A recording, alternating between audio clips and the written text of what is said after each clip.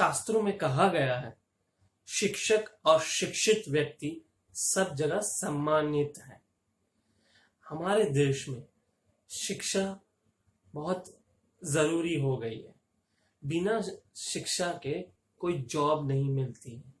आजकल हमारे education system पुराने ट्रेडिशनल कन्वेंशनल मेथड पर चल रहा है।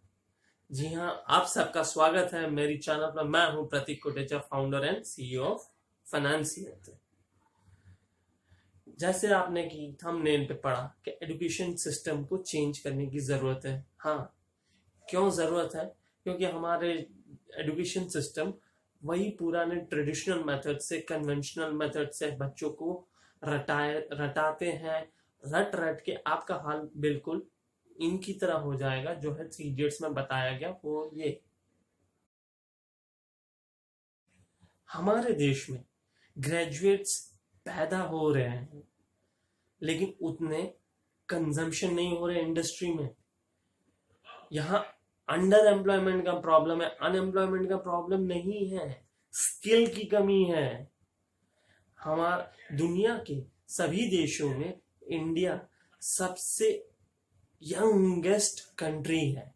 किसी कंट्री में 34 साल कहा जाता है, किसी में 32 साल, किसी में 28 साल। इंडिया में सबसे एवरेज में 26 साल का युवान कहा गया है, यानी कि सबसे यंगेस्ट कंट्री है। हमारे एजुकेशन सिस्टम में रियल टाइम कॉर्पोरेट एक्सपीरियंस नहीं दिया जाता है। कैसे कॉर्पोरेट में काम किया जाता है, कहाँ वैसा क्या बिहेवियर होता है। इंटर्नशिप दी जाती है तो वो लोग सब बच्चे उसमें चीटिंग करके किसी से सर्टिफिकेट बनवा लेते हैं, एक्चुअल एक्सपीरियंस लेते ही नहीं है।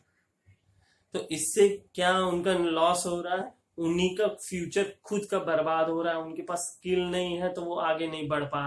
स्कूलों में फाइनेंशियल नॉलेज का ज्ञान तो दिया ही नहीं जाता है। फाइनेंशियल नॉलेज का ज्ञान दिया जाएगा तो स्कूल कैसे चलेगी?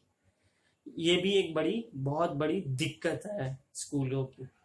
जब कोई स्टूडेंट कॉर्पोरेट में एंटर करता है लोन लेने के बाद, तब उसकी सैलरी कम होती है। 10-12 हजार एक MBA स्टूडेंट की, जो एक बाद में पता चलता है एक चपरासी की भी उतनी, पियोन की भी उतनी ही सैलरी है। तो हमारा एजुकेशन लेवल इतना स्तर गिर गया है कि एक MBA स्टूडेंट की सैलरी एक पियोन के बराबर की होती है। और हमारे बिजनेस स्कूल्स प्रैक्टिकल अप्रोच तो देते नहीं है, क्योंकि कॉर्पोरेट चाहते हैं कि एक आदमी 5 आदमी लोगों का काम करे। लेकिन ये सारे स्टूडेंट्स जब कॉर्पोरेट ज्वाइन करते हैं तो 5 जन मिलके एक आदमी का भी काम नहीं कर सकते, क्योंकि उन्हें प्रैक्टिकल नॉलेज नहीं है। थियोरेटिकल ही पढ़ाया जा रहा है क्लासेसों में। उनके लिए उन्हें अपने सिस्टम्स बदलने पड़ेंगे, अप्रोच बदलना पड़ेगा। इनका तो आपने नाम पता ही होगा। अब्दुल कलाम कहते हैं किसी भी व्यक्ति को अगर बदलना हो तो उसे 3 जन ही बदल सकते हैं। कौन कौन? माता, पिता और गुरु। गुरु की जगह माता पिता के समान उच्च मानी जाती है। तो हमारे गुरुओं को अपनी स्किल्स बदलनी पड़ेगी, पेस बदलना पड़ेगा, फास्टर होना पड़ेगा टाइम के संग, ना कि वो ट्रेडिशनल मेथड चलाते रहेंगे। उन्हें अपने अप्रोच बदलने होंगे, प्रैक्टिकल अप्रोच लाने होंगे। उन्हीं के लिए मैं आपको कुछ सजेस्ट करूंगा जो हर एक टीचर्स को देखने चाहिए, और उसे अपनाते हुए वो भी अपने स्टूडेंट्स को आगे तरक्की के लिए बढ़ा सकते हैं। हम लोगों ने भी वही पुराने ट्रेडिशनल मेथड फॉलो किए, लेकिन थैंक्स टू मेरे काफी गुरुज हैं, मैंने बुक्स पढ़ी जिनकी वजह से मुझे आज मैं यहाँ तक पहुंचा हूं कि मैं आप सभी को कुछ सजेस्ट कर सकता हूं कि आप वो गलती ना करें जो हम लोग के टाइम हुई। जो टीचर्स लोगों को करना होगा वो है ऑनलाइन टूल्स सीखना होगा। अभी जैसे कि स्कूलों में अभी लॉकडाउन की वजह से काफी क्लासेस वेबिनार से हो रही है, ऑनलाइन जूम क्लासेस से हो रही है। तो उन्हें अपने आप को अडेप्ट करना होगा न्यू टेक्नोलॉजी के संग। स्टूडेंट्स को नए नए वर्कशीट्स देने होंगे। वर्कशीट के संग संग आपको उनको वेबिनार में ऑनलाइन जोड़ना होगा। सारी एक्टिविटी करवाते रहेंगे तो बच्चा पढ़ेगा क्या और आगे क्या बढ़ेगा, उसे स्किल सीखने के लिए प्रेरित करना होगा। आपको इंटरपर्सनल रिलेशनशिप मेंटेन करनी होगी। वो जमाना चला गया कि आप बॉस ही बन के रहेंगे। आपको उनके एक फ्रेंड, फिलोसोफर और गाइड की तरह में बनना पड़ेगा। जैसे माता पिता अपने बच्चों के लिए कैसे करते हैं, वैसे ही शिक्षक को भी अपने बच्चों के प्रति वैसे प्रभाव रखने होंगे, वरना वो आपको आपका कहा नहीं मानेंगे और आपको चिढ़ाएंगे।